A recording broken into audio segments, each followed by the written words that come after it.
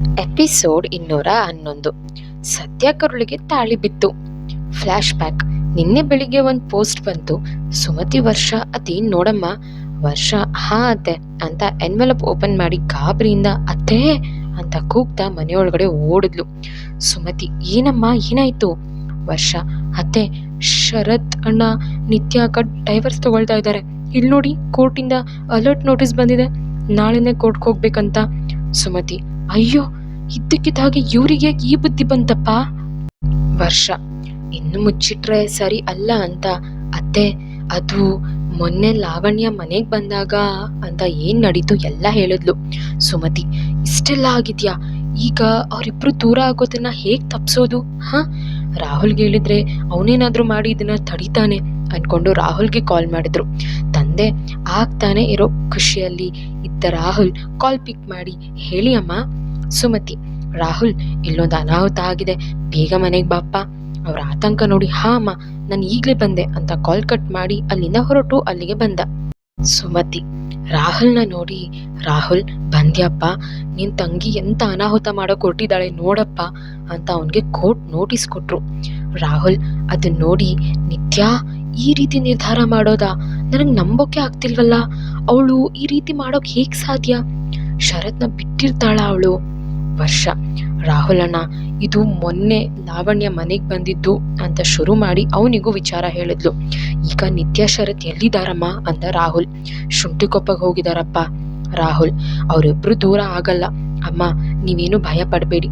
ಅವರು ಅಲ್ಲಿಂದ ಬೇರೆ ಆಗಿ ಬಂದ್ರೆ ನಾವ್ ಇಲ್ಲಿ ಅವರನ್ನ ಒಂದ್ ಮಾಡೋಣ. ವರ್ಷ, ಹೇಗೆ ಅಣ್ಣ? ರಾಹುಲ್, ಅಮ್ಮ, ನಾಳೆ ನಿಮ್ಮ ಮನೇಲಿ ಒಂದ್ ಪೂಜೆ ಮಾಡೋಣ. ಸುಮತಿ, ಏನಪ್ಪ, ನಾವು ಅವರಿಬ್ಬರ ಬಗ್ಗೆ ಚಿಂತೆ ಮಾಡ್ತಾ ಇದ್ರೆ ಪೂಜೆ ಅಂತ ಇದ್ಯಾ? ರಾಹುಲ್, ಅಮ್ಮ, ನೋಡೋರ್ಗೆ ಅದು ಪೂಜೆ, ಆದ್ರೆ ಅದ್ರಲ್ಲಿ ಶರತ್ ನಿತ್ಯಗೆ ಮರು ಮದ್ವೆ ಮಾಡ್ಸೋಣ. ವರ್ಷ, ವಾವ್ ರಾಹುಲ್ ಅಣ್ಣ, ಸೂಪರ್. ಸುಮತಿ, ಈಗ ಅರ್ಥ ಆಯ್ತು ರಾಹುಲ್, ನಾಳೆ ರಾಧಾ ಮಗುನ್ ನಾಮಕರಣ ಅಂದ್ರು. ರಾಹುಲ್, ಇದು ಇನ್ನು ಒಳ್ಳೇದೇ ಅಮ್ಮ, ಆಗ ಅವ್ರಿಗೆ ಅನುಮಾನನೇ ಬರಲ್ಲ ಅಂದ. 3 ಜನರ ಜೊತೆ ಮನೆಯವರು ಕೈ ಜೋಡಿಸಿದ್ರು. ಸತ್ಯ ಡೋರ್ ಕಡೆನೇ ನೋಡ್ತಾ ಇದ್ಲು. ಪುರೋಹಿತ್ರು ದಂಪತಿಗಳಿಬ್ಬರು ಹಾರ ಬದಲಿಸ್ಕೊಳ್ಳಿ ಅಂದ್ರು. ಸತ್ಯಗೆ ಒಂದೊಂದು ನಿಮಿಷ ಹೆಚ್ಚುತ್ತಿದ್ದಂತೆ ಭಯ ಆಗ್ತಾ ಇತ್ತು. ಶರತ್ ಖುಷಿಯಲ್ಲಿ ಹಾರ ತಗೊಂಡು ಸತ್ಯ ಕರುಳಗ್ ಹಾಕ್ದ. ನೀನು ಹಾರ ಹಾಕಮ್ಮ. ಸತ್ಯ ಕೈ ನಡುಗ್ತಾ ಇತ್ತು. ದೇವ್ರೆ, ಏನ್ ಮಾಡ್ಲಪ್ಪ ಅಂತ ಡೋರ್ ನೋಡ್ಕೊಂಡೆ ಅವನ್ ಕೊರಳಿಗೆ ಹಾರ ಹಾಕಿದ್ಲು. ರಾಹುಲ್ ಅವಳನ್ನ ಗಮನಿಸಿ ತಾನು ಡೋರ್ ಕಡೆ ನೋಡ್ತಾ ಹೊರಗ್ ಬಂದು ಸುತ್ತ ನೋಡ್ತಾನೆ. ಯಾರೂ ಇಲ್ಲ. ನಿತ್ಯ ಯಾಕೆ ಗಾಬರಿ ಆಗಿದ್ದಾಳೆ? ಶರತ್, ಅಕ್ಕ, ಪಾಪುನ ಕೊಡು. ಪುರೋಹಿತ್ರು, ತಡಿಯಪ್ಪ, ಮಾಂಗಲ್ಯ ಧಾರಣೆ ಆಗ್ಬಿಡ್ಲಿ ಅಂದ್ರು. ಶರತ್, ವಾಟ್, ಮಾಂಗಲ್ಯ ಧಾರಣೆನಾ? ಅಂದ್ರೆ ಮತ್ತೆ ಮದ್ವೆನಾ ಅಂತ ಅಮ್ಮನ್ ಕಡೆ ನೋಡ್ದ. ಸುಮತಿ ಶರತ್ನ ನೋಡಿ ಮುಗುಳ್ನಕ್ಕು ಹೌದು ಅಂತ ತಲೆ ಆಡ್ಸಿದ್ರು. ಶರತ್ ಖುಷಿಯಿಂದ 2ನೇ ಮದ್ವೆ ಆಗೋ ಯೋಗ ಇದೆ ಅಂತ ಗೊತ್ತಿತ್ತು, ಆದ್ರೆ ಈ ರಾಕ್ಷಸಿ ಜೊತೆಗೆ ಅಂತ ಗೊತ್ತಿರ್ಲಿಲ್ಲ ಅಂತ ನಗ್ತಾ, ಏನ್ ರಾಕ್ಷಸಿ, ನಿನ್ ಗೊತ್ತಿತ್ತು ಅನ್ಸುತ್ತೆ, ಅದಕ್ಕೆ ಇಷ್ಟು ಕ್ಯೂಟ್ ಆಗಿ ರೆಡಿಯಾಗಿ ಬಂದಿರೋದು ಅಲ್ವಾ ಅಂತ ಕಣ್ಣು ಹೊಡೆದ. ಸತ್ಯ ಅವನ್ನೇ ಗುರಾಯಿಸಿ, ಅಜ್ಜಿ, ನನ್ ಟೆನ್ಷನ್ ನನ್ಗೆ, ಇನ್ನು ಲಾವಣ್ಯ ಬರ್ಲಿಲ್ಲ ಅಂತ ನಾನ್ ಸಾಯ್ತಾ ಇದ್ರೆ ಕ್ಯೂಟ್ ಅಂತೆ ಕ್ಯೂಟ್ ಅನ್ಕೊಂಡು ಬೈಕೊಂಡ್ಲು. ಅತ್ತ ಒಂದೇ ಅವಸರಲ್ಲಿ ಓಡ್ ಬಂದ್ಲು ಲಾವಣ್ಯನ ನೋಡಿ. ಓ, ನೀನು ಬಂದ್ಯಾ? ಬಾ, ನಾನ್ ನಿನ್ನ ಇಲ್ಲಿ ಎಕ್ಸ್ಪೆಕ್ಟ್ ಮಾಡಿದ್ದೆ. ನೀನು ಅವರಿಬ್ಬರನ್ನ ದೂರ ಮಾಡೋದು ಬಿಡಲ್ಲ, ನಾವು ಅವರಿಬ್ಬರನ್ನ ದೂರ ಆಗೋಗ್ ಬಿಡಲ್ಲ. ನಿನ್ನ ನಿತ್ಯ ಮಧ್ಯೆ ಗೋಡೆ ಆಗಿ ನಾನಿದ್ದೀನಿ. ನನ್ನ ದಾಟಿ ಈ ಮದ್ವೆ ತಡಿ ನೋಡೋಣ. ಲಾವಣ್ಯ, ರಾಹುಲ್, ನನ್ ಮಾತ್ ಕೇಳು ರಾಹುಲ್, ಈ ಮದ್ವೆ ಆದ್ರೆ ನಿತ್ಯ ಬಾಳ್ ನಿಜವಾಗ್ಲೂ ಹಾಳಾಗೋಗುತ್ತೆ. ಯಾಕಂದ್ರೆ ಒಳಗಿರೋದು ನಿತ್ಯ ಅಲ್ಲ, ಸತ್ಯ ರಾಹುಲ್. ರಾಹುಲ್ ಜೋರಾಗಿ ನಗ್ತಾ, ಏನೋ ನನ್ ಕಿವಿಯಲ್ಲಿ ದಾಸವಾಳ ಹೂವಿನ ಗಿಡ ಇಡೋಕ್ ನೋಡ್ತಾ ಇದ್ಯಾ? ಸತ್ಯನು ಮನೇಲೇ ಇದ್ದಾಳೆ, ಓಕೆ? ಲಾವಣ್ಯ, ಅಯ್ಯೋ ರಾಹುಲ್, ಮನೇಲಿರೋದು ದಿವ್ಯಾ, ಸತ್ಯ, ನಿತ್ಯ ಅಲ್ಲ. ಪ್ಲೀಸ್ ಈ ಮದ್ವೆ ನಿಲ್ಲಿಸ್ಬೇಕು, ದಾರಿ ಬಿಡಿ ಅಂತ ಹೋಗ್ತಾ ಇದ್ಲು. ರಾಹುಲ್ ಅವಳ ಹಣೆಗೆ ರಿವಾಲ್ವರ್ ಇಂದ ಗುರಿ ಇಟ್ಟು, ನೀನ್ ಇಲ್ಲಿಂದ ಹೋಗಿಲ್ಲ ಅಂದ್ರೆ ನಿನ್ ಪ್ರಾಣ ತೆಗೆದು ಬಿಡ್ತೀನಿ. ಲಾವಣ್ಯ, ಸಾಯ್ಸು ರಾಹುಲ್, ನಾನ್ ಮಾಡಿದ ಪಾಪಗಳಿಗೆ ಇದೇ ಪ್ರಾಯಶ್ಚಿತ ಅನ್ಕೊಳ್ತೀನಿ, ಆದ್ರೆ ಈ ಮದ್ವೆ ನಿಲ್ಸಿ ನಿತ್ಯ ಸತ್ಯ ಲೈಫ್ ಉಳ್ಸು ಪ್ಲೀಸ್. ಅಷ್ಟರಲ್ಲಿ ಕಾರ್ನಿಂದ ಇಳಿದು ದಡ ದಡ ಓಡ್ ಬಂದ ನಿತ್ಯ ರಾಹುಲ್ ಲಾವಣ್ಯಗೆ ಗುರಿ ಇಟ್ಟಿರೋದನ್ನ ನೋಡಿ, ರಾಹುಲಣ್ಣ ಅಂತ ಕಿರುಚ್ತಾ ಓಡ್ ಬಂದು ಲಾವಣ್ಯ ಮಧ್ಯೆ ನಿಂತು ಅವಳಿಗೇನು ಮಾಡ್ಬೇಡಿ ರಾಹುಲಣ್ಣ. ನಿತ್ಯನ ನೋಡಿದ ಲಾವಣ್ಯ ನಿತ್ಯ ಅಂತ ಅಳ್ತಾ ತಪ್ಪಿ ಅಳ್ತಾಳೆ. ನಿತ್ಯನ ಕರ್ಕೊಂಡ್ ಬಂದವರು ಸಹ ಅಲ್ಲಿಗೆ ಬಂದ್ರು. ರಾಹುಲ್ ಅವ್ರನ್ನೇ ನೋಡ್ತಾ ನಿಂತು ಬಿಟ್ಟ. ನಿತ್ಯ, ನೀನ್ ಹೊರಗಿಂದ ಬರ್ತಾ ಇದ್ಯಾ? ಲಾವಣ್ಯ, ಹೌದು ರಾಹುಲ್, ಇವಳು ನಿತ್ಯ, ಈಗ್ಲಾದ್ರೂ ನಂಬು. ರಾಹುಲ್, ನೀನ್ ಮಾತಾಡ್ಬೇಡ. ನಿತ್ಯ ಕಡೆ ನೋಡಿ ಇಷ್ಟೆಲ್ಲ ಆದ್ರೂ ಇವಳನ್ನ ವಹಿಸ್ಕೊಂಡ್ ಬರ್ತಾ ಇದೆಯಾ ನಿತ್ಯ? ನಿತ್ಯ, ಹೌದು ರಾಹುಲಣ್ಣ, ಯಾಕಂದ್ರೆ ಲಾವಣ್ಯ ನನ್ ಸ್ವಂತ ಅಕ್ಕ, ನಮ್ ಕನಕಾಂಬರಿ ಅಮ್ಮನ ಮಗಳು ಅಂತ ಅಳ್ತಾಳೆ. ನಿತ್ಯ, ಅದೆಲ್ಲ ಆಮೇಲೆ ಮಾತಾಡ್ಬೋದು, ಮೊದ್ಲಿ ಮದ್ವೆ ತಡಿ ಹೋಗು ಅಂದ್ಲು ಲಾವಣ್ಯ. ನಿತ್ಯ ರಾಹುಲ್ ಮತ್ತೆ ನಿತ್ಯ ಜೊತೆ ಬಂದವರು ಮನೆಯೊಳಗಡೆ ಓಡಿದ್ರು. ಪುರೋಹಿತರು ಮಂಗಲ್ಯ ಧಾರಣೆ ಆಗ್ಲಿ, ಗಟ್ಟಿಮೇಳ ಅಂದ್ರು. ಅವ್ರ ಮೂವರು ಬಾಗಿಲಿಗೆ ಬರೋ ಅಷ್ಟರಲ್ಲಿ ಸತ್ಯ ಕರುಳಿಗೆ ಹರ್ಷ ತಾಳಿ ಕಟ್ಟಿ ಆಗಿತ್ತು. ಮನೆಯವರೆಲ್ಲ ಬಿಟ್ಟು ಕಣ್ಣು ಬಿಟ್ಟ ಹಾಗೆ ಅವರನ್ನೇ ನೋಡ್ತಾ ನಿಂತು ಬಿಟ್ರು. ಶರತ್ ಕೋಪದಲ್ಲಿ ಹರ್ಷ ಅಂತ ಅವನ್ ಕಪಾಳಕ್ಕೆ ಹೊಡೆದು ಬಿಟ್ಟ. ಎಂತ ಕೆಲ್ಸ ಮಾಡ್ದೆ ಹರ್ಷ? ನಿತ್ಯಗೆ ನೀನ್ ಯಾಕೋ ತಾಳಿ ಕಟ್ದೆ? ಹರ್ಷ ಜೋರಾಗಿ, ಯಾಕಂದ್ರೆ ಇವರು ನಿತ್ಯ ಸಿಸ್ಟರ್ ಇನ್ ಲಾ ಅಲ್ಲ ಬ್ರೋ, ಅದಕ್ಕೆ ತಾಳಿ ಕಟ್ದೆ. ಶರತ್ ಸತ್ಯನ ನೋಡಿ, ಏನು ನಿತ್ಯ ಅಲ್ಲ ಅಂದ್ರೆ ಇವಳು ಯಾರು ಅಂತ ಅವಳನ್ನೇ ನೋಡ್ತಾ ನಿಂತ್ರು. ನಿತ್ಯ ಅಳ್ತಾ ಜೋರಾಗಿ ಸತ್ಯ ಅಂದ್ಲು. ಮನೆಯವರೆಲ್ಲ ಡೋರ್ ಕಡೆ ನೋಡಿದ್ರೆ ನಿತ್ಯ ಅವಳನ್ನ ನೋಡಿದ್ದೆ ಸತ್ಯ ಅಕ್ಕ ಅಂತ ಓಡ್ ಬಂದು ತಪ್ಕೊಂಡ್ಲು. ಪುಟಾಣಿ ಜೊತೆ ಕುಳಿತಿದ್ದ ದಿವ್ಯ ಕೂಡ ಸತ್ಯ ನಿತ್ಯನ ನೋಡಿ ಓಡ್ ಬಂದು ಅವರನ್ನ ತಪ್ಕೊಂಡ್ಲು. ಒಂದೇ ರೀತಿ ಇರುವ 3 ಜನರನ್ನ ನೋಡಿ ಮನೆಯವ್ರಿಗೆಲ್ಲ ಕಕ್ಕ ಬಿಕ್ಕಿ ಆದ್ರು. ಲತಾ ಅವರು, ಇದೇನಪ್ಪ ತ್ರಿಮೂರ್ತಿಗಳು, ಪಿಕ್ಚರ್ನಲ್ಲಿ ಬರೋ ಅಣ್ಣವ್ರ ತರ ಇವರು 3 ಜನ ಒಂದೇ ತರ ಇದ್ದಾರೆ ಅಂತ ಬಿಟ್ಟ ಹಾಗೆ ನಿಂತಿದ್ರು. ಸತ್ಯ, ನಿತ್ಯ ಅಕ್ಕ, ನೀನ್ ಅಲ್ಲಿಂದ ಹೇಗ್ ತಪ್ಪಿಸ್ಕೊಂಡೆ? ಅವನು ನಿನ್ಗೇನು ತೊಂದ್ರೆ ಮಾಡ್ಲಿಲ್ವಾ? ನಿತ್ಯ, ಇಲ್ಲ ಸತ್ಯ, ಪದ್ಮ ಆಂಟಿ ನನ್ನ ಕಾಪಾಡಿದ್ರು ಅಂತ ಹರ್ಷನ ಮುಂದೆ ಬಂದು ಕೈ ಮುಗ್ದು, ಥ್ಯಾಂಕ್ ಯು ಹರ್ಷ, ಮತ್ತೊಂದ್ಸಲ ನನ್ನ ಕಲಾವಿದ ನನ್ನಿಂದ ದೂರ ಆಗೋದನ್ನ ತಪ್ಪಿಸಿದ್ರಿ, thank you so much. Harsha, it's my responsibility sister in law, please ಕೈಯೆಲ್ಲ ಮುಗಿಬೇಡಿ ಅಂತ ಅವಳ ಕೈ ಕೆಳಗಡೆ ಇಳಿಸ್ದ. ಶರತ್, ಏನ್ ನಡೀತಾ ಇದೆ ಇಲ್ಲಿ? ಒಂದೇ ರೀತಿ 3 ಜನನ ಹೇಗ್ ಸಾಧ್ಯ ಅಂದ. ಸತ್ಯ, ಅದನ್ನ ನಾನ್ ಹೇಳ್ತೀನಿ ಭಾವ ಅಂತ ನಿತ್ಯ ಹತ್ರ ಬಂದು ಅವಳ ಕೈ ಹಿಡಿದು ಶರತ್ ಮುಂದೆ ಕರ್ಕೊಂಡ್ ಬಂದು, ಶರತ್ ಕೈ ಮೇಲೆ ನಿತ್ಯ ಕೈ ಇಟ್ಟು, ನಿಮ್ ಪಾರಿಜಾತ ಇವಳೆ ಅಕ್ಕ, ನನ್ ಮಾತ್ ಕೊಟ್ಟ ಹಾಗೆ ನಿನ್ ಕಲಾವಿದನ್ಗೆ ಸೇರ್ಸಿದೀನಿ ಅಂದ್ಲು. ಶರತ್, ವಾಟ್, ಮಾತ್ ಕೊಟ್ಟಿದ್ರಾ? ಪಾರಿಜಾತ, ಏನ್ ನಡೀತಾ ಇದೆ? ಸರಿಯಾಗಿ ಅರ್ಥ ಆಗೋ ಹೇಳಿ ಅಂದ. ನಿತ್ಯ, ಸರ್, ನೀವೆಲ್ಲ ಅಂದ್ಕೊಂಡ ಹಾಗೆ ದಿವ್ಯಾ ಸತ್ಯ ಒಬ್ಳೇ ಅಲ್ಲ, ಅವಳು ದಿವ್ಯಾ, ಇವಳೇ ಸತ್ಯ. ಅದೇನಾಯ್ತು ಅಂದ್ರೆ ಅಂತ ಶುರು ಮಾಡಿ, ಕಿಡ್ನಾಪ್ ಆದಾಗ ಹಾಸ್ಪಿಟಲ್ನಲ್ಲಿ ನಿತ್ಯ ಭರತಿಗೆ ಸಿಕ್ಕಿದ್ದು, ಅವನು ದಿವ್ಯಾ ಬಗ್ಗೆ ಮತ್ತೆ ಅವಳಿಗಾದ ಅನ್ಯಾಯದ ಬಗ್ಗೆ ಹೇಳಿದ್ದು, ನಿತ್ಯ ಮನೆಗೆ ಬರುವಾಗ ಸತ್ಯ ಸಿಕ್ಕಿದ್ದು, ಇವರಿಬ್ರು ಅದ್ರ ಬದಲಾಗಿ ನಾಟಕ ಆಡಿದ್ದು, ಸತ್ಯಗೆ ಎಲ್ಲ ನೆನಪಾಗಿದ್ದು, ನಿತ್ಯನ ಮತ್ತೆ ಕೂಡ ಹಾಕಿದ್ದು, ಅಲ್ಲಿಂದ ತಪ್ಪಿಸ್ಕೊಂಡ್ ಬಂದಿದ್ದು, ಲಾವಣ್ಯ ತಮ್ಮ ಅಕ್ಕ ಅನ್ನೋದೊಂದು ಬಿಟ್ಟು ಪ್ರತಿಯೊಂದು ಸತ್ಯನೂ ಮನೆಯವ್ರ ಮುಂದೆ ಹೇಳಿದ್ರು. ಚಂದ್ರಶೇಖರ್, ಇಷ್ಟೆಲ್ಲ ಆಗಿದ್ಯಾ? ಮೈ ಗಾಡ್. ಶರತ್ ಅವ್ರೆಲ್ರ ಮಾತು ಕೇಳ್ತಾ ಕಲ್ಲಂತೆ ನಿಂತಿದ್ದ. ರಾಹುಲ್, ಅಲ್ಲ ಹರ್ಷ, ನೀನ್ ನಮ್ ಜೊತೆಗಿದ್ರು ಇಷ್ಟು ಸಣ್ಣ ಗ್ಯಾಪ್ ನಲ್ಲಿ ಮನೇಲಿರೋದು ನಿತ್ಯ ಅಲ್ಲ ಸತ್ಯ ಅಂತ ನಿಮ್ಗೆ ಹೇಗ್ ಗೊತ್ತಾಯ್ತು ಅಂದ. ಶರತ್, ಹರ್ಷ, ನಿನ್ಗೆ ಹೇಗ್ ಗೊತ್ತಾಯ್ತೋ? ಹರ್ಷ ಮುಗುಳ್ನಕ್ಕು ನಿತ್ಯನ ನೋಡ್ದ. ನಿಮ್ ಹಾಗೆ ನಾನು ಕೂಡ ಇವರೇ ಸಿಸ್ಟರ್ ಇನ್ ಲಾ ಅನ್ಕೊಂಡೆ ಬ್ರೋ, ಆದ್ರೆ ಅಂತ ಶುರು ಮಾಡ್ದ. ಸತ್ಯ ಶರತ್ ಹಾರ ಬದಲಿಸಿದ್ದು ನೋಡ್ತಾ ನಿಂತಿದ್ದ. ಹರ್ಷ ಡೋರ್ ಕಡೆ ನೋಡ್ತಾ, ಎಲ್ಲಿ ಇವನು ಇನ್ನೂ ಬರ್ಲೇ ಇಲ್ವಲ್ಲ, ಯಾವಾಗ್ಲೂ ಹೀಗೆ ಮಾಡ್ತಾನೆ, ಹೇಳಿದ ಟೈಮ್ ಬರೋದೇ ಇಲ್ಲ, ಇಡಿಯಟ್ ಅನ್ಕೊಂಡ್ ನಿಂತಿದ್ದ. ಆ ಕಡೆ ಓಡ್ ಬರ್ತಾ ಇದ್ದ ನಿತ್ಯ ಸತ್ಯನ ಕಾಂಟ್ಯಾಕ್ಟ್ ಮಾಡ್ಬೇಕು ಅಂತ ಅಲ್ಲೇ ನಿಂತಿದ್ದ ಒಬ್ಬ ವ್ಯಕ್ತಿಗೆ, ಸರ್ ಸ್ವಲ್ಪ ನೀವು ಫೋನ್ ಕೊಡ್ತೀರಾ, ಒಂದು ಕಾಲ್ ಮಾಡ್ಕೊಡ್ತೀನಿ. ಆ ವ್ಯಕ್ತಿ ಫೋನ್ ಕೊಡೋಕೆ ನಿರಾಕರಿಸ್ದ. ನಿಮ್ಮಂಥವ್ರನ್ನ ಎಷ್ಟು ಜನ ನೋಡಿಲ್ಲ ನಾನು, ಫೋನ್ ಕೇಳೋದು, ಆಮೇಲೆ OTP ಸೆಂಡ್ ಮಾಡಿಕೊಂಡು ನಮ್ಮ ಅಕೌಂಟ್ನಲ್ಲಿರೋ ದುಡ್ಡೆಲ್ಲ ಹ್ಯಾಕ್ ಮಾಡ್ಕೊಂಡು ಬಿಡೋದು, ಇದನ್ನೇ ಕಸಬು ಮಾಡ್ಕೊಂಡಿದ್ದೀರಲ್ಲ, ಎಲ್ಲಿಂದ ಬಂದೆ ನೀನು? ನಡಿ ಸ್ಟೇಷನ್ಗೆ.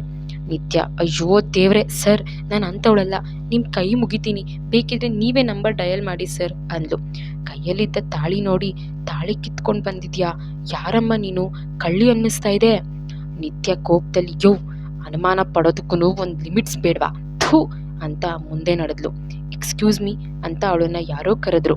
ನಿತ್ಯ ಹಿಂದೆ ನೋಡಿದ್ರೆ ಅವಳು ಸಂಧ್ಯಾ. ನಿತ್ಯ ಅವಳನ್ನೇ ನೋಡ್ತಾ ಸಂಧ್ಯಾ ಅಂತ ಓಡ್ ಬಂದು ತಪ್ಕೊಂಡ್ಲು.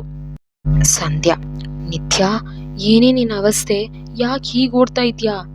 ನಿತ್ಯ, ನನ್ನ ಬದುಕು ಹಾಳಾಗ್ತಿದೆ ಸಂಧ್ಯಾ, ನಾನು ಈಗಲೇ ಮನೆಗೆ ಹೋಗ್ಬೇಕು. ಅದಕ್ಕಿಂತ ಮೊದಲು ನನ್ನ ತಂಗಿಗೆ, ನನ್ನ ಗಂಡನಿಗೆ ಫೋನ್ ಮಾಡಬೇಕು ಅಂತ ಫೋನ್ ಕೇಳಿದ್ರೆ ಜನ ಅನುಮಾನದಲ್ಲೇ ನೋಡ್ತಾ ಇದ್ದಾರೆ ಅಂತ ಅಳ್ತಾಳೆ. ಸಂಧ್ಯಾ, ಅಳ್ಬೇಡ ನಿತ್ಯ, ತಗೋ ಫೋನ್ ಮಾಡು ಅಂತ ಅವಳಿಗೆ ಫೋನ್ ಕೊಟ್ಲು. ನಿತ್ಯ ಸತ್ಯ ನಂಬರ್ಗೆ ಡಯಲ್ ಮಾಡಿದ್ಲು. ಸತ್ಯ ಫೋನ್ ರೂಮ್ನಲ್ಲೇ ಬಿದ್ದಿತ್ತು. ಮತ್ತೆ ಶರತ್ ಫೋನ್ಗೂ ಡಯಲ್ ಮಾಡಿದ್ಲು, ಅದು ಸೇಮ್. ನಿತ್ಯ, ಅಯ್ಯೋ ಇವ್ರ ಫೋನ್ ತಗೊಳ್ತಾ ಇಲ್ವಲ್ಲ, ಹಾ ಹರ್ಷ ಹರ್ಷ ಅಂತ ಅವನಿಗೆ ಡಯಲ್ ಮಾಡಿದ್ಲು. ಹರ್ಷ ಫೋನ್ ನೋಡಿ ಇದ್ಯಾವುದು ಅನ್ನೋನ್ ನಂಬರ್ ಅಂತ ಸೈಡಿಗೆ ಬಂದು ಕಾಲ್ ಪಿಕ್ ಮಾಡಿ ಹೆಲೋ ಅಂದ. ನಿತ್ಯ, ಹೆಲೋ ಹರ್ಷ, ನಾನು ನಿತ್ಯ ಮಾತಾಡ್ತಾ ಇದ್ದೀನಿ ಅಂದ್ಲು. ಹರ್ಷಗೆ ಶಾಕ್. ನಿತ್ಯನಾ ಅಂತ ಹಸೆಮಣೆ ಕಡೆ ನೋಡಿದ್ರೆ ಸತ್ಯ ಅಲ್ಲೇ ಕೂತಿದ್ಲು. ಇದ್ದ ದಿವ್ಯ ಪುಟಾಣಿ ಜೊತೆ ಕೂತಿದ್ಲು. ಹರ್ಷಗೆ ನಂಬೋಕಾಗ್ಲಿಲ್ಲ. ಒಂದೇ ತರ 3 ಜನನಾ ಅಂತ ಹಾಗೇ ನಿಂತ್ಬಿಟ್ಟ. ನಿತ್ಯ, ಹಲೋ ಹರ್ಷ, ಕೇಳಿಸ್ತಾ ಇದ್ಯಾ ಹರ್ಷ? ಹರ್ಷ, ಹಾ ಸಿಸ್ಟರ್ ಇಲ್ಲ, ನೀವೆಲ್ ಇದ್ರಿ? ಬ್ರೋ ಜೊತೆ ಮದುವೆ ಆಗ್ತಿರೋದು ಯಾರು ಅಂದ. ನಿತ್ಯಗೆ ಭೂಮಿಯೇ ಕಂಪಿಸಿದ ಹಾಗಾಯ್ತು. ಮದ್ವೆನಾ? ಏನ್ ಹೇಳ್ತಾ ಇದ್ದೀರಾ ಹರ್ಷ? ಹರ್ಷ, ಎಸ್ ಸಿಸ್ಟರ್ ಇನ್ ಲಾ ಮನೇಲಿ ನಿಮ್ಮ ಮತ್ತೆ ಬ್ರೋ ಮದ್ವೆ ಅರೇಂಜ್ ಮಾಡಿದ್ದಾರೆ ಅಂಡ್ ಇಬ್ರು ಹಸೆ ಮನೆಗೆ ಏರಿದ್ದಾರೆ. ನಿತ್ಯ, ನೋ ಹರ್ಷ, ನೋ, ಅವಳು ನನ್ನ ತಂಗಿ ಸತ್ಯ, ಪ್ಲೀಸ್ ಹರ್ಷ ಈ ಮದ್ವೆನ ತಡೀರಿ ಹರ್ಷ, ನಾನು ಈಗಲೇ ಬರ್ತಾ ಇದ್ದೀನಿ ಅಂತ ಕಾಲ್ ಕಟ್ ಮಾಡಿದ್ಲು. ಸಂಧ್ಯಾ, ಪ್ಲೀಸ್ ನನ್ನ ನಮ್ಮ ಮನೆ ಹತ್ರ ಡ್ರಾಪ್ ಮಾಡು, ನನ್ನ ಮತ್ತೆ ನನ್ನ ತಂಗಿ ಲೈಫ್ ಹಾಳಾಗಿ ಹೋಗುತ್ತೆ, ಬೇಗ ಬಾ ಸಂಧ್ಯಾ. ಸಂಧ್ಯಾ, ಓಕೆ ಓಕೆ ಕಾಮ್ ಡೌನ್, ಬಾ ಹೋಗೋಣ ಅಂತ ಹೊರಟ್ರು. ಇತ್ತ ಪುರೋಹಿತರು ಮಾಂಗಲ್ಯ ಧಾರಣೆ ಆಗ್ಲಿ ಅಂತ ಓಂ ಮಾಂಗಲ್ಯಂ ಧಾರೇನು ಮಸ್ತು ಅಂತ ಹೇಳ್ತಾ ಇದ್ದ ಹಾಗೆ ಹರ್ಷಗೆ ಏನ್ ಮಾಡೋದು ಗೊತ್ತಾಗ್ತಾ ಇಲ್ಲ. ಅವನ್ಗೆ ನಿತ್ಯ ಲೈಫ್ ಮಾತ್ರ ಕಣ್ಮುಂದೆ ಬಂದಿದ್ದು. ಶರತ್ ತಾಳಿ ತಗೊಳಕ್ ಮುಂದಾದ. ಅಷ್ಟರಲ್ಲಿ ಹರ್ಷ ದಡದಡ ಬಂದವನೇ ತಾಳಿ ತಗೊಂಡು ಸತ್ಯ ಕೊರಳಿಗೆ ಕಟ್ಟೇ ಬಿಟ್ಟ. Episode 212 you are under arrest. Nitya Latha ಅವ್ರ ಮುಂದೆ ಬಂದು, ಆಂಟಿ, ಆಗೋದೆಲ್ಲ ಒಳ್ಳೇದಕ್ಕೆ ಅಂತಾರೆ. ನಿಮ್ ಆಸೆಯಂತೆ ನಿಮ್ ಇಬ್ರು ಮಕ್ಕಳ ಮದ್ವೆ ಆಗ್ಲಿಲ್ಲ, ಆದ್ರೆ ನನ್ನ ನಂಬಿ ಅವರಿಬ್ರು ಚೆನ್ನಾಗಿರ್ತಾರೆ. ಸತ್ಯನ ನೀವು ಸೊಸೆ ಅಂತ ಒಪ್ಕೋತೀರಾ ಅಲ್ವಾ ಅಂದ್ಲು. ಸತ್ಯ, ನಿತ್ಯ ಅಕ್ಕ, ನೀನ್ ಏನ್ ಹೀಗ್ ಕೇಳ್ತಾ ಇದ್ಯಾ? ಆಂಟಿಗೆ ನಾನು ಅಂದ್ರೆ ತುಂಬಾ ಇಷ್ಟ, ಅವ್ರು ನನ್ ಸೊಸೆ ಅಂತ ಒಪ್ಕೋತಾರೆ ಅಲ್ವಾ ಆಂಟಿ ಅಂತ ಗುರಾಯಿಸಿದ್ಲು. ಲತಾ ಅವ್ರಿಗೆ ಸತ್ಯ ಈಗಾಗ್ಲೇ ಬಿಸಿ ಮುಟ್ಸಿದ್ರಿಂದ 2 ಕೆನ್ನೆ ಮೇಲೆ ಕೈ ಇಟ್ಟು, ಅಯ್ಯಪ್ಪ ಆ ಹೊಡ್ತ ಮರೆಯೋಕ್ಕಾಗತ್ತಾ ಅನ್ಕೊಂಡು, ಆಹಾ ಯಾರು ಒಪ್ತಾರೋ ಬಿಡ್ತಾರೋ, ನೀನ್ ನನ್ನ ಸೊಸೆನೇ ಕಣಮ್ಮ ಅಂದ್ರು. ನಿತ್ಯ, ಥ್ಯಾಂಕ್ ಯು ಆಂಟಿ. ಹಾ, ಇನ್ನೊಂದು ವಿಚಾರ ಹೇಳಬೇಕು ಸರ್. ಲಾವಣ್ಯ ಅಂತ ಸುತ್ತ ನೋಡಿದ್ರೆ ಲಾವಣ್ಯ ಮನೆಯೊಳಗಡೆ ಬಂದೇ ಇರಲಿಲ್ಲ. ಲಾವಣ್ಯ ಎಲ್ಲೋದ್ಲು ರಾಹುಲಣ್ಣ? ಸಂಧ್ಯಾ, ಹೊರಗಡೆ ಇದ್ದಾರೆ ನಿತ್ಯ, ಅವ್ರ ಮನೆಯೊಳಗಡೆ ಬರಲೇ ಇಲ್ಲ. ನಿತ್ಯ, ಹೌದಾ ಅಂತ ಹೊರಗೆ ಬಂದು ಲಾವಣ್ಯನ, ನೀನು ಯಾಕೆ ಇಲ್ಲಿ ನಿಂತೆ, ಬಾ ಅಂತ ಕೈ ಹಿಡಿದು ಎಳ್ಕೊಂಡು ಒಳಗೆ ಬಂದ್ಲು. ಶರತ್ ಅವ್ಳನ್ನ ನೋಡಿ, ನೀನು ಯಾಕೆ ಬಂದೆ ಇಲ್ಲಿಗೆ? ಇಷ್ಟೆಲ್ಲ ಆಗೋದಕ್ಕೆ ನೀನು ನಿಮ್ಮಪ್ಪನೇ ಕಾರಣ. ನನ್ನ ಪಾರಿಜಾತ ಮೇಲೆ ನಿನ್ನ ನೆರಳು ಬಿದ್ದರೂ ನನ್ನ ಮೈಯೆಲ್ಲ ಉರಿದು ಹೋಗುತ್ತೆ, ಹೋಗಿ ಆಚೆ. ನಿತ್ಯ, ಸರ್ ಸ್ವಲ್ಪ ಹೇಳೋದು ಕೇಳಿ, ಲಾವಣ್ಯ ಮೊದಲಿನ ಹಾಗಿಲ್ಲ, ಅವಳು ಬದಲಾಗಿದ್ದಾಳೆ. ಅಷ್ಟೇ ಅಲ್ಲ ಸರ್, ಲಾವಣ್ಯ ಬೇರೆ ಯಾರು ಸ್ಟಾಪ್ ಇಟ್ ಪಾರಿಜಾತ. ಇಷ್ಟೆಲ್ಲ ಆದಮೇಲೂ ಇವಳನ್ನ ವಹಿಸ್ಕೊಂಡು ಬರಬೇಡ. ಇವಳು ಇನ್ನೊಂದು ಕ್ಷಣ ನಾನು ಮುಂದೆ ಕಣ್ಮುಂದೆ ಇದ್ದರೂ ನಾನು ಮನುಷ್ಯನೇ ಆಗಿರಲ್ಲ. ನಿತ್ಯ, ಸರ್ ಇಷ್ಟು ಕೋಪ ಮಾಡ್ಕೋಬೇಡಿ, ಹೇಳೋದು ಕೇಳಿ ಸರ್, ಅವಳು ಎಲ್ಲಿಗೂ ಹೋಗಲ್ಲ, ನಮ್ಮ ಜೊತೆನೇ ಇರ್ತಾಳೆ. ಶರತ್ ಕೋಪದಲ್ಲಿ, ಪಾರಿಜಾತ ನಿಂಗೆ ನಾನು ಬೇಕಾ ಇಲ್ಲ ಇವಳು ಬೇಕಾ? ನಿತ್ಯ, ಸರ್ ಲಾವಣ್ಯ. ನಿತ್ಯ, ಸಾಕು, ನನ್ನಿಂದ ನೀವು ಜಗಳ ಆಡಬೇಡಿ. ಶರತ್ ನನ್ನ ಕಾರಣದಿಂದ ನೀನು ನಿತ್ಯ ಮೇಲೆ ಕೋಪ ಮಾಡ್ಕೋಬೇಡ, ನಾನಿಲ್ಲಿಂದ ಹೊರಟು ಹೋಗ್ತೀನಿ ಅಂತ ಅಳ್ತಾ ಅಲ್ಲಿಂದ ಹೊರಟು ಹೋದ್ಲು. ನಿತ್ಯ, ಲಾವಣ್ಯ ನಿಂತ್ಕೋ, ಎಂಥ ಕೆಲಸ ಮಾಡಿದ್ರಿ ಸರ್, ಪಾಪ ಅವಳು, ನಿಮಗೆ ಗೊತ್ತಾ ಅವಳು ನನ್ನ. ಸತ್ಯ, ಅಕ್ಕ ಅಂತ ಅರ್ಧದಲ್ಲೇ ತಡೆದು ಕಿವಿ ಹತ್ರ ಬಂದು, ಭಾವ ತುಂಬ ಕೋಪದಲ್ಲಿದ್ದಾರೆ, ಅವ್ರಿಗೆ ಲಾವಣ್ಯ ಬದಲಾಗಿದ್ದಾಳೆ ಅನ್ನೋದನ್ನೇ ನಂಬೋಕ್ಕಾಗ್ತಿಲ್ಲ, ಇನ್ನು ಅವಳು ನಮ್ಮ ಅಕ್ಕ ಅಂದರೆ ನಂಬ್ತಾರ? ಸದ್ಯಕ್ಕೆ ಅವ್ರ ಹತ್ರ ಈ ವಿಚಾರ ಇರೋದು ಒಳ್ಳೆಯದು ಅಂದ್ಲು. ನಿತ್ಯ ಶರತ್ ಮುಂದೆ, ಸಾರಿ ಸರ್. ಶರತ್ ಅವಳು ಕೆನ್ನೆ ಹಿಡಿದು, ನಿಂಗೆ ಯಾವಾಗ ಬುದ್ಧಿ ಬರುತ್ತೆ ಪಾರಿಜಾತ, ಕೆಟ್ಟವ್ರನ್ನೆಲ್ಲ ನಂಬೋದು ಮೊದಲು ಬಿಡು. ನಿತ್ಯ ಅವನ ತಪ್ಕೊಂಡು ಸಾರಿ ಕೇಳಿದ್ನಲ್ಲ. ರಾಹುಲ್ ಕೆಮ್ತ ಇದು ಹಾಲ್, ನಾವಿನ್ನೂ ಇಲ್ಲೇ ಇದ್ದೀವಿ ಅಂದ. ನಿತ್ಯ ಅವನಿಂದ ಹಿಂದೆ ಸರದ್ಲು. ಸುಮತಿಯಮ್ಮ ನಿತ್ಯ ಕೊರಳಲ್ಲಿ ತಾಳಿ ಇಲ್ಲದ್ದು ನೋಡಿ, ನಿತ್ಯ ನಿನ್ನ ಕೊರಳು ಖಾಲಿ ಇದೆ, ಮಾಂಗಲ್ಯ ಎಲ್ಲಿ? ನಿತ್ಯ ಕೊರಳು ಮುಟ್ಟಿ ನೋಡಿಕೊಂಡು ತಾಳಿ ಕಟ್ಟಾಗಿದ್ದು ಹೇಳ್ತಾ ಮತ್ತೆ ತನ್ನ ಕೈ ನೋಡಿಕೊಂಡು, ಅಯ್ಯೋ ನನ್ನ ತಾಳಿ ಎಲ್ಲಿ ಬಿಟ್ಟು ಬಂದೆ ಅಂದ್ಲು. ಸಂಧ್ಯಾ ಎಲ್ಲೋ ಬಿಟ್ಟಿಲ್ಲ, ತಗೋ ಕಾರಲ್ಲೇ ಬಿಟ್ಟು ಓಡ್ ಬಂದೆ ಅಂತ ಅವಳ ಕೈ ಕೊಟ್ಲು. ಅಜ್ಜಿ ಈ ಹುಡುಗಿ ಯಾರಮ್ಮ? ನಿತ್ಯ ಹೇಳೋದೇ ಮರೆತೆ, ಇವಳು ನನ್ನ ಸ್ಕೂಲ್ ಮೇಟ್ ಸಂಧ್ಯಾ. ಆವಾಗಲೇ ಅಪ್ಪ ಅಮ್ಮನ ಜೊತೆಗೆ ಅಬ್ರಾಡ್ ಹೋದ್ಲು, ಈಗ ಬೆಂಗಳೂರಿನಲ್ಲಿ ಕಾಣಿಸ್ಕೊಂಡಿದ್ದಾಳೆ. ಇವತ್ತು ನನ್ನ ಪಾಲಿಗೆ ದೇವ್ರ ಹಾಗೆ ಬಂದ್ಲು. ಸಂಧ್ಯಾ ಏಯ್ ನಿತ್ಯ, ಫ್ರೆಂಡ್ಸ್ ಅಂದಮೇಲೆ ಏನೇ ಇದೆಲ್ಲ? ಸುಮತಿ ಅಮ್ಮ ಶರತ್, ನಾವು ಅಂದ್ಕೊಂಡಿದ್ದು ನಿನ್ನ ಮತ್ತು ನಿತ್ಯ ಮದುವೆ ಮಾಡಬೇಕು ಅಂತ, ಆದರೆ ಸತ್ಯ ಮದುವೆ ಆಗೋಯ್ತು. ನಿತ್ಯ ಮಾಂಗಲ್ಯ ಕಟ್ಟಾಗಿದೆ, ನೀನು ಮತ್ತೆ ನಿತ್ಯಗೆ ತಾಳಿ ಕಟ್ಟು ಅಂದರು. ಪುರೋಹಿತರು ತಡೀರಿ ಅಮ್ಮ, ಒಂದು ಸಲ ತಾಳಿ ಕಟ್ಟಿದ್ಮೇಲೆ ಮತ್ತೊಂದು ಸಲ ತಾಳಿ ಕಟ್ಟಿಸೋದು ಅಶುಭ. ಈಕೆ ಮಾಂಗಲ್ಯವನ್ನು ಸುರಕ್ಷಿತವಾಗಿ ಇಟ್ಕೊಂಡಿದ್ದಾಳೆ, ಹಾಗಾಗಿ ಅದಕ್ಕೆ ಕರಿಮಣಿ ಸೇರಿಸಿ ಒಂದು ಒಳ್ಳೆ ಗಳಿಗೆ ನೋಡಿ ಅದನ್ನೇ ನೀನೇ ಆಕೆ ಕರುಳಿಗೆ ಹಾಕಪ್ಪ. ಅಲ್ಲಿ ತನಕ ತಗೋ ಈ ಅರಿಶಿಣ ದಾರವನ್ನು ಆಕೆ ಕರುಳಿಗೆ ಕಟ್ಟು ಅಂದರು. ಶರತ್ ಅದನ್ನು ಖುಷಿಯಲ್ಲಿ ಕೈಗೆ ತಗೊಂಡು ನಿತ್ಯ ಕರುಳಿಗೆ ಕಟ್ಟಿದ. ಎಲ್ಲರೂ ಖುಷಿಯಿಂದ ಅವ್ರಿಗೆ ಅಕ್ಷತೆ ಹಾಕಿದ್ರು. ರಾಧಾ ಓಹ್, ನನ್ನ ಮಗು ನಾಮಕರಣ ಅಂತ ಶುರುವಾದ ಫಂಕ್ಷನ್ 2 ಮದುವೆ ನೋಡೋ ಹಾಗಾಯಿತು ಅಂತ ನಕ್ಲು. ನಿತ್ಯ ಈಗಲೂ ನಾಮಕರಣ ಮಾಡೋಣ ಬಿಡಿ ರಾಧಾ ಅಕ್ಕ. ರಾಧಾ ಅದು ಸರಿನೇ ಅಂತ ಸತ್ಯ, ನೀನು ಸಿಗೋ ಮೊದಲೇ ಅಲ್ಲಲ್ಲ, ನನ್ನ ಮಗು ಹುಟ್ಟೋಕ್ಕೂ ಮೊದಲೇ ನನ್ನ ಮಗುಗೆ ನಿನ್ನ ಹೆಸರೇ ಇಡಬೇಕು ಅಂತ ಯಾವಾಗಲೂ ಹೇಳ್ತಾ ಇದ್ದೆ. ತಗೋ ನೀನೇ ನಿನ್ನ ಕೈಯಾರೆ ಇವಳಿಗೆ ನಿನ್ನ ಹೆಸರು ನಾಮಕರಣ ಮಾಡು, ಇವಳು ನಿನ್ನಷ್ಟೇ ಧೈರ್ಯಶಾಲಿ ಆಗಬೇಕು. ಸತ್ಯ ಮಗುನ ತಗೊಂಡು, ಇಲ್ಲ ರಾಧಾ ಅಕ್ಕ, ನನ್ನ ಹೆಸರು ಇಟ್ಕೊಂಡು ಧೈರ್ಯಶಾಲಿ ಆದರೆ ನನ್ನ ಹಾಗೆ ಅಪ್ಪ ಅಮ್ಮ ಅಕ್ಕನಿಂದ ದೂರ ಬದುಕಬೇಕಾಗತ್ತೆ. ಅಂತಹ ಪರಿಸ್ಥಿತಿ ಪುಟಾಣಿಗೆ ಬರೋದು ಬೇಡ, ಇವಳು ಸದಾ ಖುಷಿಯಾಗಿರಲಿ. ಅದಕ್ಕೆ ಇವತ್ತಿಂದ ಇವಳ ಹೆಸರು ಸಮೃದ್ಧಿ ಅಂತ 3 ಸಲ ಮಗು ಕಿವಿಯಲ್ಲಿ ಸಮೃದ್ಧಿ ಸಮೃದ್ಧಿ ಸಮೃದ್ಧಿ ಅಂತ ಹೇಳಿ ತೊಟ್ಲಿಗೆ ಹಾಕಿದ್ಲು. ಎಲ್ಲರೂ ಖುಷಿಯಿಂದ ಮಗುಗೆ ಆಶೀರ್ವಾದ ಮಾಡಿದ್ರು. ಸಂಧ್ಯಾ ಸರಿ ನಿತ್ಯ, ನಾನಿನ್ನು ಬರ್ತೀನಿ, ಫ್ರೀ ಆದಾಗ ಕಾಲ್ ಮಾಡು, ಹುಷಾರು ಅಂತ ಹೇಳಿ ಅಲ್ಲಿಂದ ಹೋದ್ಲು. ಸುಮತಿ ಅಮ್ಮ ಸದ್ಯ ಎಲ್ಲ ಇಷ್ಟರಲ್ಲೇ ಮುಗೀತಲ್ಲ ಅಂದರು. ಆಗ ಅಲ್ಲಿಗೆ ಇನ್ನೂ ಮುಗ್ದಿಲ್ಲ, ಈಗ ಶುರುವಾಗತ್ತೆ ಅಂತ ಬಂದ ವಿನಯ್. ಹರ್ಷ ಅವನನ್ನು ನೋಡಿ, ಲೋ ವಿನಯ್, ಎಷ್ಟೋ ಕಾಲ್ ಮಾಡೋದು ನಿನಗೆ, ನಿನ್ನ ಅನುಮಾನ ನಿಜ ಆಗೋಯ್ತು ಕಣೋ. ನೋಡು ನೀನು ಹೇಳಿದ ಹಾಗೆ ಒಂದೇ ಥರ 3 ಜನ ಇದ್ದಾರೆ, ಇವರೇ ಕಣೋ ಸತ್ಯ ಅಂದ. ವಿನಯ್ ಬಣ್ಣ ಬದಲಾಯಿಸೋರು ಸಿಕ್ಕಾಕೊಂಡಾಗ ಇದೇ ರೀತಿ ಫ್ರಾಡ್ ಮಾಡೋದು ಅಲ್ವಾ ಸತ್ಯ, ಅಲಿಯಾಸ್ ರಾಣಿ ಅಂದ. ರಾಣಿ ಅನ್ನೋ ಹೆಸರು ಕೇಳಿದ್ದೆ ಎಲ್ಲರೂ ದಂಗಾಗಿ ನಿಂತರು. ಸತ್ಯ ಅಂತೂ ಫುಲ್ ಶಾಕ್, ಅವನ್ನೇ ನೋಡ್ತಾ ನಿಂತುಬಿಟ್ಲು. ಹರ್ಷ ರಾಣಿನಾ? ವಿನಯ್ ಏನು ಹೇಳ್ತಾ ಇದೆಯೋ? ವಿನಯ್ ಸಾರಿ ಹರ್ಷ, ನಾನಿಲ್ಲಿ ನಿನ್ನ ಫ್ರೆಂಡ್ ಆಗಿ ಬಂದಿಲ್ಲ, ACP ವಿನಯ್ ಕುಮಾರ್ ಆಗಿ ಬಂದಿದ್ದೀನಿ. ನೀವೆಲ್ಲ ಯಾರು ಸತ್ಯ ಅಂತ ನಂಬಿ ಮೋಸ ಹೋಗ್ತಾ ಇದ್ದೀರೋ ಅವಳು ಸತ್ಯ ಅಲ್ಲ. ಚೆನ್ನೈನಲ್ಲಿ ದೊಡ್ಡ ಸ್ಮಗ್ಲರ್, ಇವಳಿಂದ ದೊಡ್ಡ ಖಾನ್ದಾನೇ ಇದೆ. ಅಷ್ಟೇ ಅಲ್ಲ, ಹೆಣ್ಣು ಮಕ್ಕಳನ್ನು ಒಂದು ದೇಶದಿಂದ ಮತ್ತೊಂದು ದೇಶಕ್ಕೆ ಸಾಗಿಸೋ ದೊಡ್ಡ ನಟೋರಿಯಸ್ ಕ್ರಿಮಿನಲ್ ಇವಳು. ನಿನ್ನ ಹುಡುಕ್ಲೇಬೇಕು ಅಂತಾನೆ ಕಣೆ ನಾನು ಅಲ್ಲಿಂದ ಇಲ್ಲಿ ತನಕ ಬಂದಿದ್ದು. ಫೈನಲ್ಲಿ ಸಿಕ್ಕಾಕೊಂಡೆ. ಅವಳ ಮುಂದೆ ಬೇಡಿ ಹಿಡಿದು ಯು ಆರ್ ಅಂಡರ್ ಅರೆಸ್ಟ್. ನಿತ್ಯ ಇಲ್ಲ ವಿನಯ್, ನನ್ನ ತಂಗಿ ಅಂಥವಳಲ್ಲ, ಪ್ಲೀಸ್ ಅವಳನ್ನು ಅರೆಸ್ಟ್ ಮಾಡಬೇಡಿ, ಇದರಲ್ಲಿ ಇವಳದೇನೂ ತಪ್ಪಿರಲ್ಲ, ಪ್ಲೀಸ್ ಅವಳನ್ನು ಬಿಟ್ಬಿಡಿ. ವಿನಯ್ ನಿತ್ಯ ಅವರೇ, ನನ್ನ ಡ್ಯೂಟಿಗೆ ತೊಂದರೆ ಮಾಡಿದ್ರೆ ನಾನು ನಿಮ್ಮ ಮೇಲೂ ಆ್ಯಕ್ಷನ್ ತೊಗೋಬೇಕಾಗತ್ತೆ. ನಿತ್ಯ ನೀವೇನು ಬೇಕಾದರೂ ಮಾಡಿ, ಆದರೆ ನನ್ನ ತಂಗಿನ ನಾನು ಇಲ್ಲಿಂದ ಕರ್ಕೊಂಡು ಹೋಗೋದಕ್ಕೆ ನಾನು ಬಿಡಲ್ಲ. ಅವಳೇನು ತಪ್ಪು ಮಾಡಿಲ್ಲ, ಇದೆಲ್ಲ ಆ ಗಂಗೂಬಾಯಿ ಮತ್ತು ಅವಳ ತಮ್ಮನ ಕೆಲಸ. ಸರ್ ನೀವಾದರೂ ಹೇಳಿ ಇವ್ರಿಗೆ.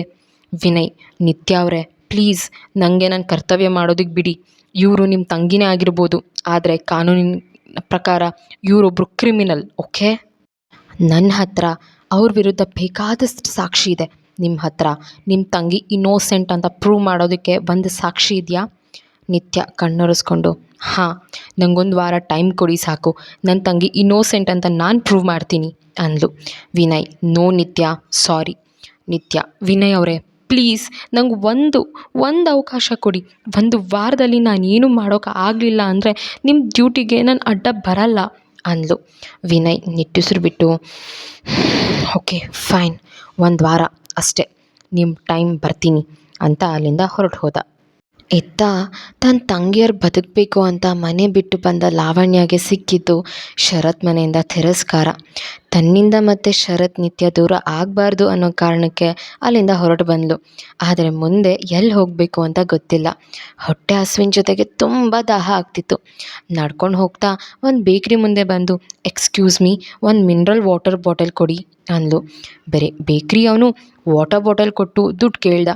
ಲಾವಣ್ಯ 1 ಸೆಕೆಂಡ್ ಅಂತ ತನ್ನ ಕೈ ನೋಡಿದ್ರೆ ಕೈಯಲ್ಲಿ ಒಂದು ಫೋನ್ ಬಿಟ್ಟರೆ ಬೇರೆ ಏನೂ ಇಲ್ಲ. ಮತ್ತೆ ಜ್ಞಾಪಿಸ್ಕೊಂಡ್ಳು. ಕೋರ್ಟಿಂದ ವಾಪಸ್ ಬಂದು ತನ್ನ ಪರ್ಸ್, ಕೈಯಲ್ಲಿದ್ದ ರಿಂಗ್, ವಾಚ್, ಕಾರು, MLA ಮನೆ, ಐಷಾರಾಮಿ ಜೀವನ, ಸ್ಲಿಪ್ಪರ್ ಸಹಿತ ಬಿಟ್ಟು ಬಂದಿದ್ಲು. ಇನ್ನು ಫೋನ್ ಅಂತ ಬಂದರೆ ಅದು ಅವಳು ಪಾರಿಜಾತ ಆಗಿ ಶರತ್ ಮನೇಲಿದ್ದಾಗ ಅದು ಅವನು ಕೊಡಿಸಿದ್ದು. ಅದೊಂದು ಕಾರಣಕ್ಕೆ ಫೋನ್ ತನ್ನ ಹತ್ರನೇ ಇಟ್ಕೊಂಡಿದ್ಲು. ಎಲ್ಲ ನೆನಪಾಗಿ, ಸರ್, ನನ್ನ ಹತ್ರ ಅಮೌಂಟ್ ಇಲ್ಲ, ಇಫ್ ಯು ಡೋಂಟ್ ಮೈಂಡ್ ನಾನು ನಿಮಗೆ ಅಮೌಂಟ್ನ ಆಮೇಲೆ ಕೊಡ್ಬೋದಾ ಅಂದ್ಲು. ಬೇಕ್ರಿಯವನು, ಮೊದಲು ದುಡ್ಡು ಕೊಟ್ಟು ಆಮೇಲೆ ಬಾಟಲ್ ತೊಗೊಂಡು ಹೋಗು, ನಿನ್ನಂಥ ಗಿರಾಕಿಗಳನ್ನ ನಾನು ಎಷ್ಟು ನೋಡಿಲ್ಲ. ಲಾವಣ್ಯ, ಸರ್ ಪ್ಲೀಸ್, ತುಂಬ ದಾಹ ಆಗ್ತಿದೆ, ಬೇಕಿದ್ರೆ ಈ ಫೋನ್ ಇಟ್ಕೊಂಡಿರಿ, ನಾನು ಅಮೌಂಟ್ ಕೊಟ್ಟ ಮೇಲೆ ವಾಪಸ್ ಕೊಡಿ ಅಂದ್ಲು.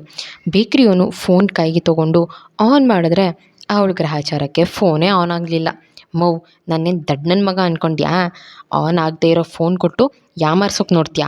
ಕೊಡು ಇಲ್ಲಿ ಬಾಟಲ್ನ ಅಂತ ಕಿತ್ಕೊಂಡು ಹೋಗ್ ಅಂತ ಗದರ್ದ.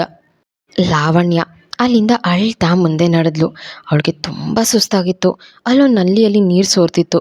ಅದರತ್ತ ಬಂದು ಬೊಗಸೆಯಲ್ಲಿ ಹಿಡಿದು ಕುಡಿಯೋಕೆ ನೋಡಿದ್ರೆ ಅದು ದಾಹ ತೀರ್ಸೋದಕ್ಕೆ ಸಾಲುವಷ್ಟು ಬರ್ತಾ ಇರಲಿಲ್ಲ. ಅಲ್ಲಿಂದ ಸುಡು ಬಿಸಿಲಿನಲ್ಲಿ ನಡ್ಕೊಂಡು ಮುಂದೆ ನಡೆದ್ಲು. ಅವಳಿಂದ ಆಗ್ತಾ ಇರಲಿಲ್ಲ. ಅಲ್ಲೊಂದು ಪಾಳು ಬಿದ್ದ ಮನೆ ಮುಂದೆ ಬಂದು ಕೂತ್ಲು. ಕಾಲೆಲ್ಲ ಬೊಬ್ಬೆಯಾಗಿತ್ತು. ಹಣ, ಆಸ್ತಿ, ಅಧಿಕಾರ, ದುರಹಂಕಾರ ಅನ್ನೋ ಅದೆಷ್ಟು ದರ್ಪ ಇತ್ತೋ ಅದೆಲ್ಲವೂ ಹಸಿವು, ದಾಹದ ಬೇಗೆಯಲ್ಲಿ ಬೆಂದು ಹೋಗಿತ್ತು. ಆದರೆ ಈಗ ಒಂದು ತುತ್ತು ಅನ್ನ, ಒಂದು ಗುಟುಕು ನೀರಿಗೆ ಪರಿತಪಿಸ್ತಾ ಇದ್ಲು. ಸುಧಾರಿಸ್ಕೊಂಡು ಮತ್ತೆ ಮುಂದೆ ನಡೆದ್ಲು. ಅಲ್ಲೊಂದು ಅನಾಥಾಶ್ರಮ ಮುಂದೆ ಅನ್ನ ಸಂತರ್ಪಣೆ ನಡೀತಾ ಇತ್ತು. ಅಲ್ಲಿ ಬಂದು ನಿಂತ ಅವಳಿಗೆ ಅಲ್ಲಿದ್ದ ಮಗುವೊಂದು ಅವಳನ್ನು ನೋಡಿ ಹತ್ತಿರ ಬಂದು ತನ್ನ ಕೈಯಲ್ಲಿದ್ದ ಮೊಸರನ್ನದ ಪ್ಲೇಟ್ ಕೊಟ್ಟು ಹೋಯಿತು. ಯಾವಾಗಲೂ ಆ ಪುಟಾಣಿ ಚಿರು ನೋಡಿ ಗುರ್ರ ಅಂತ ಇದ್ದದ್ದು, ಮತ್ತು ಒಂದು ಭಿಕ್ಷುಕ ಮಗುಗೆ ನಿತ್ಯ ಊಟ ಹಾಕಿದ್ದಕ್ಕೆ ಅವಳನ್ನು ಬೈದಿದ್ದು ನೆನಪಿಸ್ಕೊಂಡು ಅಳ್ತಾ ಆ ಮಗು ಕೊಟ್ಟ ಪ್ಲೇಟ್ ತೊಗೊಂಡು ಒಂದು ಕಲ್ಲಿನ ಮೇಲೆ ಕೂತು ತಿನ್ನೋಕೆ ಒಂದು ತುತ್ತು ತೊಗೊಂಡು ಬಾಯಿಗೆ ಹಾಕ್ಕೊಳ್ಳೋಕೆ ಮುಂದಾದ್ಲು. ಕೈಯಲ್ಲಿದ್ದ ಮೊಸರನ್ನದ ಪ್ಲೇಟ್ ಕೈ ಜಾರಿ ಕೆಳಗೆ ಬಿತ್ತು. ಅದರಲ್ಲಿದ್ದ ಅನ್ನವೆಲ್ಲ ಮಣ್ಪಾಲಾಯಿತು. ಕೈಗೆ ಬಂದ ತುತ್ತು ಬಾಯಿಗೆ ಬರದೇ ಹೋಯಿತು. ದುಃಖ ಒಮ್ಮಳಿಸ್ ಬಂತು. ನೆಲದ ಮೇಲೆ ಬಿದ್ದ ಅನ್ನನೇ ಎತ್ಕೊಂಡು ತಿನ್ನೋಕೆ ಮುಂದಾದ್ಲು. ಅಷ್ಟರಲ್ಲಿ ಅವಳ ಕೈಯನ್ನು ಯಾರೋ ಹಿಡಿದ್ರು. ಲಾವಣ್ಯ ತಲೆ ಎತ್ತಿ ನೋಡಿ, ರಾಹುಲ್ ಅಂತ ಮೇಲೆದ್ದು ಅವನ್ನ ಗಟ್ಟಿಯಾಗಿ ತಪ್ಕೊಂಡು, ಅವತ್ತು ಆ ಮನುಷ್ಯನ ಮಾತು ಕೇಳಿ ನಿನ್ನ ಬೀದಿಗೆ ತಂದಾಗ ನಿನ್ನ ಸ್ಥಿತಿ ಹೇಗಿತ್ತು ಅಂತ ನಂಗೆ ಗೊತ್ತಾಗಲಿಲ್ಲ ರಾಹುಲ್. ಆದರೆ ಆ ಪರಿಸ್ಥಿತಿಲಿ ಇವತ್ತು ನಾನೇ ನಿಂತಿದ್ದೀನಿ. ಇವತ್ತು ನನಗೆ ಯಾರೂ ಇಲ್ಲ. ಇದೆಲ್ಲ ನನಗೆ ಆಗಬೇಕಾಗಿದ್ದೆ, ಆದರೆ ನನ್ನಿಂದ ಹಸು ತಡ್ಕೊಳಕ್ಕೆ ಆಗ್ತಿಲ್ಲ ರಾಹುಲ್ ಅಂತ ಅಳೋಕ್ಕೆ ಶುರು ಮಾಡಿದ್ಲು. ರಾಹುಲ್, ಅಹಂಕಾರಕ್ಕಿಂತ ಅನ್ನ ಮುಖ್ಯ ಅಂತ ಈಗ ಚೆನ್ನಾಗಿ ಅರಿವಾಯ್ತಲ್ವ ನಿನಗೆ? ಬಾ, ನೀನು ನನ್ನ ಪ್ರೀತಿ ಮಾಡೋ ನಾಟಕ ಆಡಿರ್ಬೋದು, ಆದರೆ ನಾನು ನಿನ್ನ ನಿಜವಾಗ್ಲೂ ಪ್ರೀತಿ ಮಾಡಿದ್ದವನು. ನಿನಗೆ ನಾನಿದ್ದೀನಿ, ಬಾ ಮನೆಗೆ ಹೋಗೋಣ. ಲಾವಣ್ಯ ಅವನಿಂದ ದೂರ ಸರಿದು, ಇಲ್ಲ ರಾಹುಲ್, ನಾನು ಬರಲ್ಲ. ಶ್ರುತಿಗೆ ನನ್ನ ಮೇಲೆ ಕೋಪ, ಅಸಹನೆ ಎಲ್ಲ ಇದೆ. ನನ್ನಿಂದ ನಿತ್ಯ ಶರತ್ ದೂರ ಆಗಬಾರ್ದು ಅಂತ ನನ್ನ ತಂಗಿನೇ ಬಿಟ್ಟು ಬಂದಿದ್ದೀನಿ. ಈಗ ನಿಮ್ಮ ಮನೆಗೆ ಬಂದು ನಿನ್ನ ಶ್ರುತಿ ಮಧ್ಯೆ ಮನಸ್ತಾಪ ಆಗೋದು ಬೇಡ. ನಂಗೆ ಊಟ ಕೊಡಿಸು, ಅಷ್ಟೇ ಸಾಕು. ರಾಹುಲ್ ಅವಳ ಕೈ ಹಿಡಿದು ಸುಮ್ಮನೆ ಬಾ ನನ್ನ ಜೊತೆ ಅಂತ ಕರ್ಕೊಂಡು ಹೊರಟ. ಅವನ ಹಿಂದೆ ಕಣ್ಣೊರೆಸ್ಕೊಂಡು ಹೋದ್ಲು ಲಾವಣ್ಯ. ಈಗ ಹಾಗಾದರೆ ಲಾವಣ್ಯ ರಾಹುಲ್ ಮನೇಲಿರ್ತಾಳ? ಶ್ರುತಿ ಈಗ ಪ್ರೆಗ್ನೆಂಟ್. ಶ್ರುತಿಗೆ ಇವಳ ಮೇಲೇನಾದರೂ ಇಲ್ಲ ರಾಹುಲ್ ಮೇಲೇನಾದರೂ ಮನಸ್ತಾಪ ಬರುತ್ತಾ? ಅದನ್ನು ಕಾದು ನೋಡೋಣ. ಆದಷ್ಟು ಬೇಗ ನೆಕ್ಸ್ಟ್ ಎಪಿಸೋಡಲ್ಲಿ ತೊಗೊಂಡು ಬರ್ತೀನಿ. ಅಲ್ಲಿ ತನಕ ನನ್ನ ವೀಡಿಯೋಸ್ನ ನೋಡೋದನ್ನು ಮರಿಬೇಡಿ. ಹಾಗೆ ಸಬ್ಸ್ಕ್ರೈಬ್ ಕೂಡ ಮಾಡ್ಕೊಳ್ಳಿ. Love you all. ಆದಷ್ಟು ಬೇಗ ಮತ್ತೆ ಬರ್ತೀನಿ. ಬಾಯ್.